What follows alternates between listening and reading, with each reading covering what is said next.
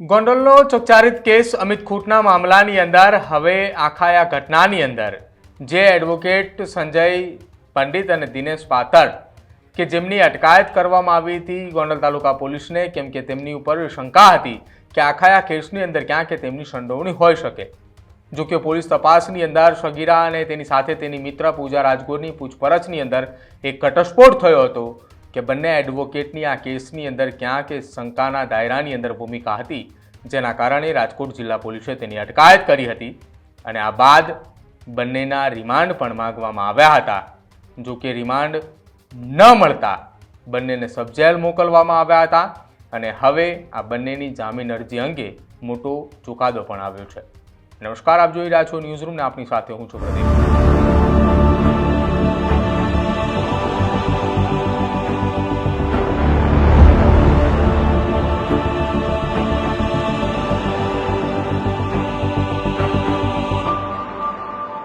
ગોંડલ, રીબડા અને રાજકોટ સાથેનો કનેક્ટેડ અમિત ખૂટ કેસના મામલાની અંદર બીજી તારીખના રોજથી સતત આ કેસ એક ખૂબ ચર્ચાની અંદર વધી રહ્યો છે। સૌથી પહેલાં બીજી તારીખના રોજ રાજકોટની અંદર એક સગીરાએ દુષ્કર્મની ફરિયાદ નોંધાવવા માટે રાજકોટ પોલીસ પાસે જાય છે। જો કે એ ઘટના સાંભળ્યા બાદ જે પોલીસ મથકે તે સગીરા પહોંચે છે ત્યાંના પીઆઈએ તે સગીરાને લઈને રાજકોટ પોલીસ કમિશનર પાસે લઈ જાય છે। પોલીસ કમિશનર દ્વારા આખી આ ઘટનાની અંદર એ સગીરાનું નિવેદન સાંભળવામાં આવે છે અને ત્યારબાદ તેની 3 તારીખના રોજ સવારે 11 કલાકની આસપાસ એ રજિસ્ટર્ડ ફરિયાદ એ દાખલ થાય છે।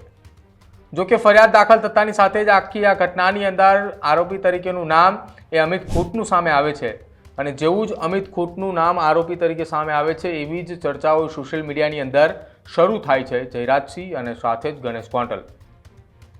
જો કે પોલીસે આ કેસની અંદર હજી તપાસ કરી રહી હતી તેવામાં અમિત ખૂટે તેનું જીવન ટૂંકાવ્યું અને અમિત ખૂટે જીવન ટૂંકાવતા અંતિમ ક્ષણમાં જે તેને નોટ લખી હતી તે નોટની અંદર તેઓ ઉલ્લેખ કર્યો હતો કે અમિત ખૂટ એક હની ટ્રેપનો શિકાર બન્યો છે અને આ જ હની ટ્રેપના શિકાર બન્યા બાદ અમિત ખૂટે એ પોતાનું જીવન ટૂંકાવ્યું હોવાની વાત જે છે તે કરી છે।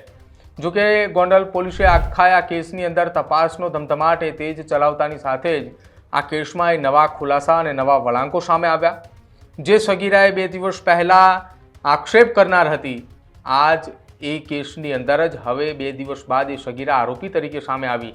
જો કે સગીરાની સાથે સાથે તેની બહેનપણી પૂજા રાજગોર જે છે તેનું પણ આરોપી તરીકે નામ સામે આવ્યું ને આખી આ ઘટનાની અંદર સગીરા સુધી પહોંચવા માટે પૂજા રાજગોર જે છે તે ક્યાંક મધ્યસ્થીની ભૂમિકાની અંદર હોવાનું પોલીસ તપાસની અંદર ખુલ્યું હતું।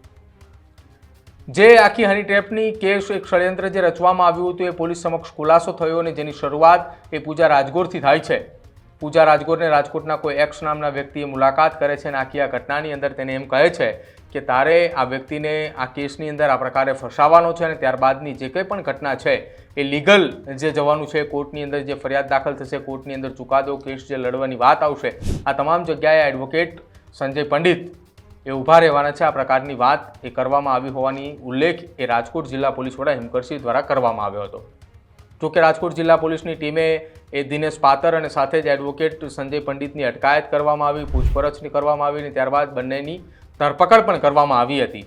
આ બંનેની ધરપકડ બાદ જ્યારે આ તમામને રાજકોટના ગોંડલની અંદર મેજિસ્ટ્રેટ સમક્ષ હાજર કરવામાં આવ્યા હતા, જ્યાં તેમના રિમાન્ડની માગણી કરવામાં આવી હતી કે આ કેસની અંદર મિસ્ટર એક્સ નામની વ્યક્તિ કોણ છે જેને લઈને આખો આ કેસ ખુલી શકે, કેમ કે જે સગીરા અને તેની બહેનપણી પૂજા રાજગોર નામની યુવતીને જે લાલચ આપવામાં આવી હતી, રૂપિયાના સારા ભવિષ્યની નોકરીની લાલચ આપી અને આખું આ કાવતરું રચાયું હતું, જેની લીગલ લડાઈ જે છે તે સંજય પંડિત લડવા હોવાની ખુલાસો થયો હતો। તો કદાચ આ કેસની અંદર મિસ્ટર એક્સ નામના વ્યક્તિ કોણ છે તેમને પણ ખ્યાલ હોઈ શકે।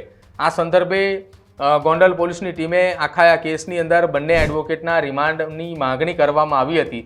જો કે બંને એડવોકેટની રિમાન્ડ ના મળતા એમને ગોંડલ સબજેલની અંદર મોકલી દેવામાં આવ્યા હતા અને ત્યારબાદ જ તુરંત એ સંજય પંડિતના વચગાળાના જામીન અરજી અંતર્ગત એ મૂકવામાં આવ્યા હતા। જો કે આજે એ બંને એડવોકેટની જામીન અરજી અંગે સુનાવણી હાથ ધરવામાં આવી રહી હતી, જેમાં સંજય પંડિતના વચગાળાના જામીન અરજી જે છે તે મૂકવામાં આવ્યા હતા। દિનેશ પાતરના આ કેસની અંદર જામીન નહોતા મૂકવામાં આવ્યા, પરંતુ જ્યારે સંજય પંડિતના જામીન મૂકવામાં આવ્યા ત્યારે ગોંડલ મેજિસ્ટ્રેટ સમક્ષ તેમને હાજર કરવામાં આવ્યા। એ દરમિયાન આ વચગાળાના જામીન જે છે તે ફગાવવામાં આવ્યા અને ફરી એક વખત તેમને ગોંડલ સબ જેલ ખાતે મોકલવામાં આવ્યા છે. પરંતુ આ કેસની અંદર હવે એક ચર્ચા એ ખૂબ વિષયની બની છે કે મિસ્ટર એક્સ નામની વ્યક્તિ એ રાજકોટની છે કે રાજકોટના આસપાસના વિસ્તારની છે, ક્યાંની છે તે હજુ સુધી લોકેટ નથી થઈ રહ્યું. પરંતુ એ ચર્ચાઓ અત્યારે પોલીસ બેડાની અંદર એ ચાલી રહી છે કે મિસ્ટર એક્સ નામની વ્યક્તિ એ જે કંઈ પણ હોય એ ખૂબ મોટી પહોંચેલી વ્યક્તિ છે કે જેને આખું આ કાવતરું રચ્યું છે. જો મિસ્ટર એક્સ નામની વ્યક્તિ કોઈ પહોંચેલી ના હોત તો કદાચ આ સગીરા, આ યુવતી અથવા તો એડવોકેટ સંજય પંડિતના એ મુખેથી એ નામ એ કદાચ નીકળી ચૂક્યું હોત ગોંડલ પોલીસની સમક્ષ કે આ જ એ વ્યક્તિ છે કે જે આખું આ કાવતરું રચ્યું હતું, કે જેના કહેવા પ્રમાણે આખી આ ઘટનાને અંજામ આપવામાં આવ્યો હતો. પરંતુ પોલીસને હજુ પણ એ શંકાનો દાયરો એ પૂજા રાજગોર નામની યુવતી ઉપર છે, કેમ કે પૂજા રાજગોર આખી આ ઘટનાની અંદર, આખા આ કેસની અંદર મુખ્ય રોલની અંદર અત્યાર સુધીની અંદર એ જોવા એટલા માટે મળી છે કેમ કે તેને જ આ સગીરા સાથેનો સંપર્ક એ મિસ્ટર એક્સ નામની વ્યક્તિ સાથે કરાવ્યો અને ત્યારબાદ આખું આ કાવતરું રચાયું હોવાનો તપાસની અંદર ખુલાસો થયો છે. ત્યારે હવે જોવાનું રહેશે આગામી સમયની અંદર કે જ્યારે બંને એડવોકેટ એ ગોંડલ સબ જેલની અંદર તેમને મોકલવામાં આવ્યા છે, ત્યારબાદ જે પૂજા રાજગોર નામની યુવતી છે તેના પણ રિમાન્ડ પૂર્ણ થઈ ચૂક્યા છે. તો આ કેસની અંદર હવે મિસ્ટર એક્સ નામની વ્યક્તિ કોણ છે અને આખી આ ઘટનાના રહસ્યો કઈ તરફ જાય છે, તાર ક્યાં અડે છે અને આખા કેસની અંદર કોના કોના નામના ખુલાસાઓ થાય છે તેના પર સૌ કોઈની નજર છે.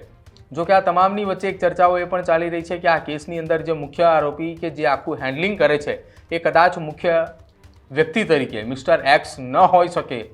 મિસ્ટર એક્સ સિવાય અન્ય પણ બીજી એક અથવા બે વ્યક્તિ હોઈ શકે કે જે આખી આ કેસનું દોરી સંચાલન કરી રહ્યા હતા, જે આખા આ કેસનું માર્ગદર્શન આપી રહ્યા હતા કે આ તરફ જવાનું છે, આ ફરિયાદ કરવાની છે અથવા આ પ્રકારનું કાવતરું રચવાનું છે, એવું પણ હોઈ શકે. એ દિશાની અંદર પણ ગોંડલ તાલુકા પોલીસની ટીમ એ તપાસ કરી રહી છે. ત્યારે હવે જોવાનું રહેશે કે આ તપાસની અંદર કયા ઘટસ્ફોટ થાય છે અને સાથે આગામી સમયની અંદર તપાસ અર્થે અથવા પૂછપરછ માટે બંને એડવોકેટની રિમાન્ડ માંગવામાં આવે છે અથવા તો તેમની પૂછપરછ માટે ગોંડલ સબ જેલ એ ગોંડલ તાલુકા પોલીસની ટીમ જાય છે કે કેમ તે પણ જોવું રહ્યું. તમારું શું માનવું છે આ બંને એડવોકેટમાંથી સંજય પંડિતના જે વચગાળાના જામીન અરજી મૂકવામાં આવ્યા હતા કે જેને રદ કરવામાં આવ્યા છે તેને લઈને તે ખાસ અમારા કમેન્ટ સેક્શનની અંદર જરૂર જણાવજો. અને આ કેસના સંદર્ભમાં તમારી પાસે કોઈ માહિતી હોય તો પણ અમારા કમેન્ટ સેક્શનની અંદર જરૂર જણાવજો. જોતા રહેજો ન્યૂઝરૂમ. નમસ્કાર.